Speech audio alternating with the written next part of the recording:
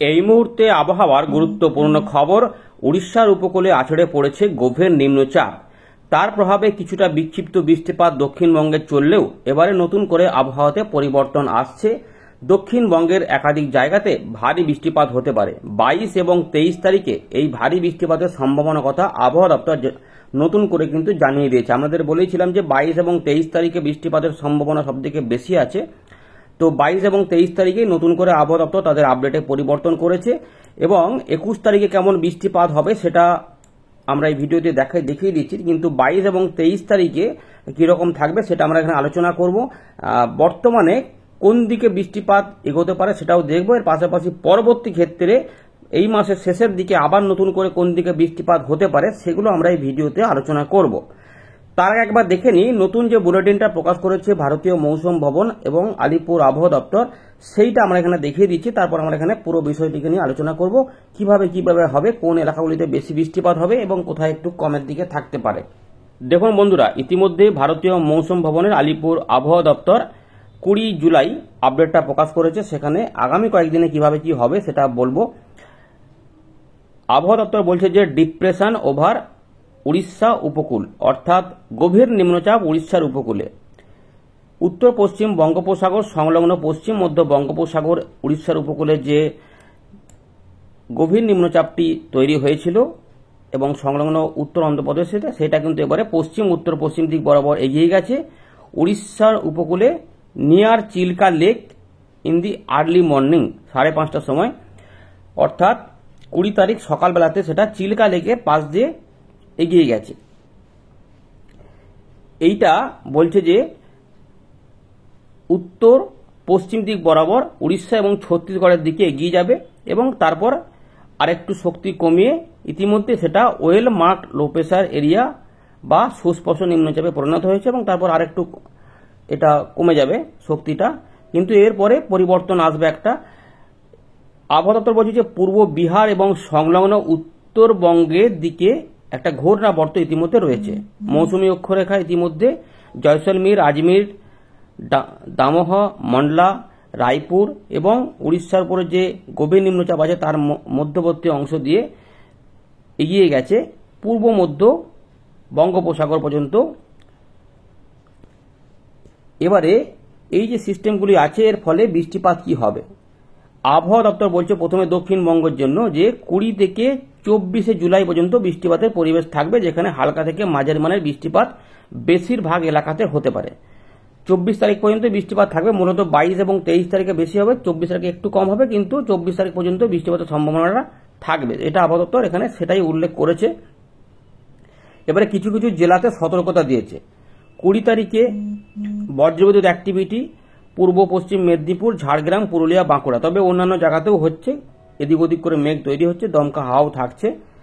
21 তারিখের দিকে 21 জুলাই আবহাওয়া দপ্তর বলছে যে পূর্ব মেদিনীপুর, উত্তর দক্ষিণ 24 পরগনা, নদিয়া, মুর্শিদাবাদ এই জেলাগুলিতে সতর্কতা আছে, বজ্রবিদ্যুৎ অ্যাক্টিভিটি হতে পারে, কিন্তু বৃষ্টিপাতের সম্ভাবনা সব জেলাতেই আছে, হালকা মাঝারি করে থাকতে পারে। 22 তারিখে বৃষ্টিপাত বাড়বে, যেখানে আবহাওয়া দপ্তর বলছে যে দক্ষিণ 24 পরগনা, পূর্ব পশ্চিম মেদিনীপুর, বাঁকুড়া, পুরুলিয়াতে ভারী বৃষ্টিপাত হতে পারে, তবে একটু অদল বদল হতে পারে, সেটা আপনাদের বলে রাখলাম। 23 তারিখ ভারী বৃষ্টিপাত হতে পারে পূর্ব বর্ধমান, হাওড়া, হুগলি, উত্তর 24 পরগনা, এখানেও বলছি যে আরেকটু অদল বদল এখানে হতে পারে, এখানে হুগলি, কলকাতা এগুলো ঢুকে যেতে পারে, তাই আবহাওয়া দপ্তর পরবর্তী ক্ষেত্রে হয়তো বদল করে দিতেও পারে। আপাতত ভারী বৃষ্টিপাত এই 2 দিনের কথা বলেছে এবং এইরকম হতেও পারে, সম্ভাবনাও কিন্তু ভালো রয়েছে। এবার উত্তরবঙ্গেও 20 তারিখ থেকে 24 জুলাই পর্যন্ত হালকা থেকে মাঝারি মানের বৃষ্টিপাত থাকবে। তার মধ্যে ভারী বৃষ্টিপাত হলে জলপাইগুড়ি, দার্জিলিং, কালিম্পং এবং আলিপুরদুয়ার, উত্তর দিনাজপুর এই জায়গাগুলোর মধ্যেই ঘুরে ফিরিয়ে বৃষ্টিপাত আগামী কয়েকদিনে থাকবে। বিক্ষিপ্তভাবে কোথাও কোথাও একটু জোরালো বা ভারী বৃষ্টিপাত হতে পারে।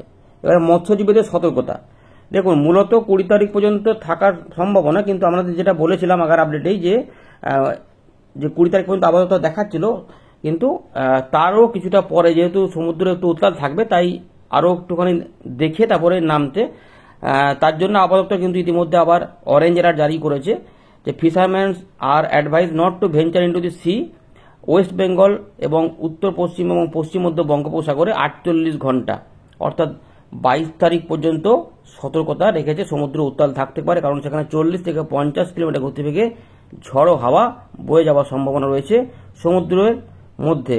তাই সমুদ্র উত্তাল থাকবে, তাই এখানে রিস্ক না নেওয়াই ভালো। এবার একটু ছবিগুলো দেখাই।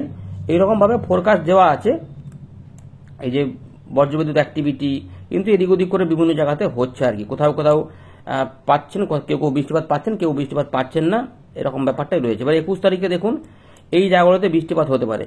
সবসময় বৃষ্টিপাত হবে না, বিক্ষিপ্ত বৃষ্টিপাত থাকতে পারে, মূলত দুপুরবেলা বা সকালবেলা থেকে দুপুরবেলা পর্যন্ত, তারপর আবার দেখবেন যে পরিষ্কার হয়ে গেছে, এরকম ব্যাপার হতে পারে। কিন্তু 22 থেকে 23 তারিখের মধ্যে 2-3 পশলা বৃষ্টিপাত হতে পারে, কোথাও কোথাও একটু বেশি কম হতে পারে, কিন্তু কোথাও কোথাও ভারী বৃষ্টিপাত হতে পারে। এমনিতেই এইগুলো জায়গাগুলো বলা রয়েছে, কিন্তু সব জায়গাতেই সম্ভাবনা থাকছে। তাই মূলত এই পশ্চিম বর্ধমান থেকে নদিয়া পর্যন্ত যে এলাকা রয়েছে উপকূলবর্তী এলাকাগুলো সমেত এই এলাকাগুলির মধ্যেই বৃষ্টিপাত থাকবে। এটা 24 তারিখ দুপুরবেলা পর্যন্ত সম্ভাবনাটা জারি থাকছে।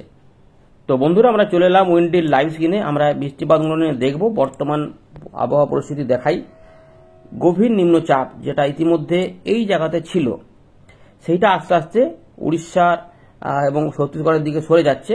ফলে এই দিকগুলোতেই এর ঝোড়ো হাওয়া, দমকা ঝোড়ো হাওয়া থাকবে এবং সেখানে ভারী বৃষ্টিপাত, অতি ভারী বৃষ্টিপাত জারি থাকবে। কিন্তু আমাদের গাঙ্গেয় পশ্চিমবঙ্গে দমকা হাওয়াটা থাকছে, কিন্তু তার মধ্যে হবে মেঘ এদিক ওদিক করে এখানে ওখানে তৈরি হচ্ছে, মানে বিচ্ছিন্নভাবে মেঘ তৈরি হচ্ছে। তাই কেউ কেউ বৃষ্টিপাত কিছু সময় পেয়ে যাচ্ছেন, আবার কিছু সময় বৃষ্টিপাত থাকছে না, মেঘ পরিষ্কার হয়ে যাচ্ছে। এরকমভাবেই হতে পারে, এরকমভাবেই থাকছে। দেখুন এখানে এইদিকেই সমস্ত মেঘগুলো যাচ্ছে, ফলে এখানে ওই যাবার সময়তে কোনো কোনো এলাকাতে বৃষ্টিপাত একটু দিয়ে আবার সেই জায়গাটা পরিষ্কার হয়ে যাবে, মনে হয় যেন বৃষ্টিপাত কিছুক্ষণ আগে হয়ইনি, এরকম ব্যাপারটা রয়েছে। এগুলো বাংলাদেশ সহ বিভিন্ন জায়গাতে সম্ভাবনা থাকছে। রাতে উত্তরবঙ্গে বৃষ্টিপাত কিছুটা আসতে পারে। এবারে পরবর্তী ক্ষেত্রে কি হবে না হবে সেটা আমরা এখানে আলোচনা করছি। দেখুন ইতিমধ্যে এই যে নিম্নচাপটা ছিল, দেখুন এখনো কিন্তু ঘূর্ণিটা রয়েছে, যার জন্য এইগুলোতে কিন্তু ঝোড়ো হাওয়া থাকছে, যার জন্য মৎস্যজীবীদের সতর্কতা জারি করা রয়েছে যে এই সমস্ত এলাকাতে ঝোড়ো হাওয়া থাকবে। তাই মৎস্যজীবীদের জন্য সতর্কতা রয়েছে। উপকূলবর্তী এলাকাগুলিতে ইতিমধ্যেই সতর্কতা পশ্চিমবঙ্গ সহ বাংলাদেশে জারি করা রয়েছে। তাই এখানে এই ঝোড়ো হাওয়াগুলো থাকবে। 21 তারিখের দিকে একটু হালকা দমকা ঝোড়ো হাওয়া থাকবে। 22 তারিখ 23 তারিখেও দেখুন এই যে বায়ু প্রবাহগুলো দেখতে পাচ্ছেন। ফলে 22 এবং 23 তারিখেও দমকা ঝোড়ো হাওয়া থাকবে। তাই মৎস্যজীবীদের এই সময়কালটা পর্যন্ত একটু ওয়েট করতে হবে। এরপরে আস্তে আস্তে কমের দিকে থাকবে, কিন্তু আরেকটা মাসের শেষের দিকে আরেকটা নিম্নচাপ তৈরি হওয়ার সম্ভাবনা থাকছে, যেটা 27 বা 28 তারিখের আশেপাশে নতুন করে এটা দেখা যাচ্ছে, যেটা পশ্চিমবঙ্গ এবং আমাদের বাংলাদেশে কিছুটা বৃষ্টিপাত ঘটাতে পারে। তখন আবার দমকা হাওয়া হতে পারে, এগুলো কিন্তু থাকছে। বিরাট আকারে ভয়ঙ্কর নিম্নচাপ নয়, আবার বলে রাখছি, কিছু বৃষ্টিপাত এর ফলে হবে। এবারে বৃষ্টিপাতগুলো কিভাবে কি হবে সেটা আলোচনা করব। দেখুন কোথায় কোথায় কিভাবে কি হবে। ইতিমধ্যে এই জায়গাগুলোতেই ভারী বৃষ্টিপাত, অতি ভারী বৃষ্টিপাত চলছে এবং এখানেই মেঘ তৈরি হচ্ছে, এখানেই নিম্নচাপের প্রভাব রয়েছে। ইতিমধ্যে সুস্পষ্ট নিম্নচাপ থেকে আরেকটু শক্তি কমিয়েছে। রাতের বেলা যতক্ষণ মেঘ এদিক ওদিক থাকবে, তাই রাত থেকে সকালে বিক্ষিপ্ত বৃষ্টিপাত হতে পারে। উত্তরবঙ্গে জলপাইগুড়ি, আলিপুরদুয়ার এইগুলোতে, দার্জিলিং, কালিম্পং বৃষ্টিপাত থাকতে পারে, কিছুটা উত্তর দিনাজপুর সহ দু এক জায়গায় কুচবিহারের দিকে যেতে পারে। ভারী বৃষ্টিপাত ওইভাবেই থাকতে পারে কিছু কিছু এলাকাতে। আসাম, মেঘালয় কিছু এলাকাতে হালকা মাঝারি বৃষ্টিপাত থাকবে, সব জায়গাতে নয়, বাংলাদেশের সব জায়গাতে নয়। দেখা যাচ্ছে দমকা হাওয়াটা থাকবে, খুব গুমর গরম লাগবে সেরকম নয়, কিন্তু কিছু কিছু এলাকাতে বৃষ্টিপাত থাকতে পারে। 21 তারিখে বিক্ষিপ্ত বৃষ্টিপাত হতে পারে। দেখুন এখানে কলকাতা, হাওড়া, হুগলি, 24 পরগনা এগুলোতে মাঝে মাঝে মেঘ তৈরি হবে। তাই এগুলো কিন্তু এই বেলা থেকে ঠিক দুপুর পর্যন্ত সময়ের মধ্যেই বৃষ্টিপাত থাকতে পারে। তারপর আবার মেঘ পরিষ্কার হয়ে যাবে, তখন বৃষ্টিপাত থাকবে না। তাই 21শে জুলাই যদি বিক্ষিপ্ত বৃষ্টিপাত হয়, সেগুলো কিন্তু বেলা থেকে দুপুরের মধ্যে এরকম সম্ভাবনা থাকবে। বিকেল 3টের পর থেকে হয়তো দেখা যাবে যে সেরকমভাবে আর বৃষ্টিপাত নাও হতে পারে, রোদও বেরিয়ে যেতে পারে, এরকম পরে আবার পরিষ্কার হয়ে যাবে।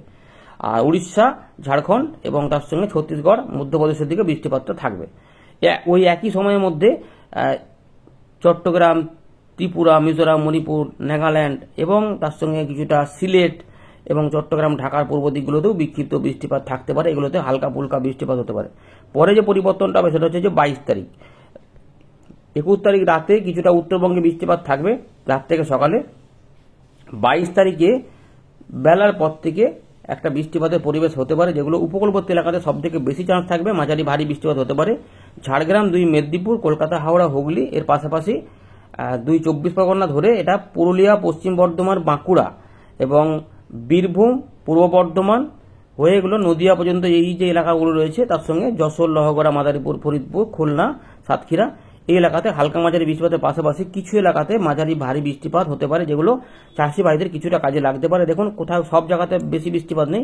এই দেখুন এখানে যেমন 13-14 মিলিমিটার, আবার এখানে দেখুন 5 মিলিমিটার, আবার এখানটা দেখে দেখুন এখানে 10 মিলিমিটার বেলদার আশেপাশে, আবার এখানে চাকুলির আশেপাশে দেখা যাচ্ছে যে ঝাড়গ্রামের কাছে 20 মিলিমিটার। সুতরাং কোথাও কোথাও মাঝারি ভারী বৃষ্টিপাত হবে পুরুলিয়ার দিকে, আসানসোল, দুর্গাপুর, এখানে সিউড়ি, দুর্গাপুর এই দিকগুলোতে কোথাও কোথাও একটু করে জোরালো বৃষ্টিপাত, কোথাও একটু কম, এরকম ভাবে ঘুরিয়ে ফিরিয়ে থাকবে। তাই মালদা, বীরভূম, মুর্শিদাবাদেও কিছুটা বিক্ষিপ্ত বৃষ্টিপাত পাওয়া যেতে পারে। যশোর, লহগড়া থেকে শুরু করে মাদারীপুর, ফরিদপুরেও কিছুটা বৃষ্টিপাত হতে পারে। কলকাতা, হাওড়া এখানেও কিন্তু কোথাও কোথাও ভারী বৃষ্টিপাত হতে পারে। উলবেড়িয়া, আমতা এগুলো কোনো কোনো এলাকাতে একটু জোরালো বৃষ্টিপাত কিছু সময়ের কিন্তু নেমে যাওয়ার সম্ভাবনা থাকবে। 22 তারিখ হয়ে গেল। 22 তারিখ রাত থেকে 23 তারিখের মধ্যে উত্তরবঙ্গে কিছুটা মাঝারি ভারী বৃষ্টিপাত হবে, যেটা আমাদের দেখাচ্ছে। দেখুন এই যে জলপাইগুড়ি হতে পারে, দার্জিলিং, কালিম্পং এবং আলিপুরদুয়ার, কোচবিহার একটু কমের মতো রয়েছে কিন্তু টুকটাক হতে পারে। আর সমুদ্রে দেখুন এই সময়কালের মধ্যে 22 থেকে 23-এর মধ্যে সুন্দরবন থেকে শুরু করে দীঘা, মন্দারমণি, সাগরদ্বীপ, নামখানা, ভিসারগঞ্জ, কলাপাড়া, সন্দ্বীপ, হাতিয়া, এখানে দেখুন এই সমস্ত এলাকাতে কিন্তু মহেশখালী, কুতুবদিয়াতে বৃষ্টিপাতের একটা প্রভাব থাকবে জোরালো। কিন্তু তারই প্রভাবে আমাদের উপকূলবর্তী এলাকাতে দেখুন এই লো প্রেসার এরিয়াটা পশ্চিমবঙ্গ, উড়িষ্যা এই সমস্ত এলাকার উপরে অবস্থান করবে একটা নিম্নচাপ ক্ষেত্রের মতো করে। ফলে 24 পরগনা থেকে শুরু করে একদম উপকূলবর্তী এলাকাতে মাঝারি ভারী বৃষ্টিপাত থাকবে এবং পরের দিকে এগুলো ছড়াবে দুপুর থেকে সন্ধ্যের মধ্যে বা দুপুর থেকে বিকেলের মধ্যে, যেগুলো কোথাও কোথাও 23 তারিখও আমরা দেখবো যে মাঝারি ভারী বৃষ্টিপাত হতে পারে। হালকা মাঝারি পাশাপাশি যেমন দেখুন এখানে কলকাতা থেকে শুরু করে আমতা, বাগনান, বজবজ এগুলোতে কিন্তু মাঝারি ভারী বৃষ্টিপাত দেখা যাচ্ছে এখানে। তাই কোথাও কোথাও বৃষ্টিপাত থাকবে, দুপুরবেলার দিকে বৃষ্টিপাতগুলো ছড়াবে, তখন কিন্তু কোথাও কোথাও হতে পারে। তুলনামূলক একটু কম রয়েছে বীরভূম, মুর্শিদাবাদ, নদিয়া এবং পূর্ব বর্ধমানের উত্তর ভাগগুলোতে। এই যে পুরুলিয়া থেকে পশ্চিম বর্ধমান হয়ে পুরুলিয়া, পূর্ব বর্ধমান হয়ে বাঁকুড়া, পশ্চিম পূর্ব মেদিনীপুর, ঝাড়গ্রাম, কলকাতা, হাওড়া, হুগলি, 24 পরগনা পর্যন্ত এই এলাকাতেই বৃষ্টিপাতের মোটামুটি দাপটটা একটু তুলনামূলক ভালো থাকবে অন্যান্য জায়গার তুলনায়। আর এরপরে দেখা যায় দেখুন এইভাবে কিন্তু 23 তারিখ সন্ধ্যা পর্যন্ত কিছু এলাকাতে বৃষ্টিপাত হতে পারে। তাই ঘুরিয়ে ফিরে এদিক ওদিক করে সব জায়গাতে একসঙ্গে বৃষ্টিপাত হবে না, এদিক ওদিক করে হতে পারে, এটা আমরা জানিয়ে রাখলাম। এরপরে রাত্রে উত্তরবঙ্গে আবার বৃষ্টিপাত এলো, কিন্তু 24 তারিখে দেখুন রাত থেকে সকালে উপকূলবর্তী কিছু এলাকাতে বিশেষ করে 24 পরগনা সহ এখানে সুন্দরবন, খুলনা, বরিশাল, চট্টগ্রামের দিকে কোথাও কোথাও মাঝারি ভারী বৃষ্টিপাত নেমে যেতে পারে।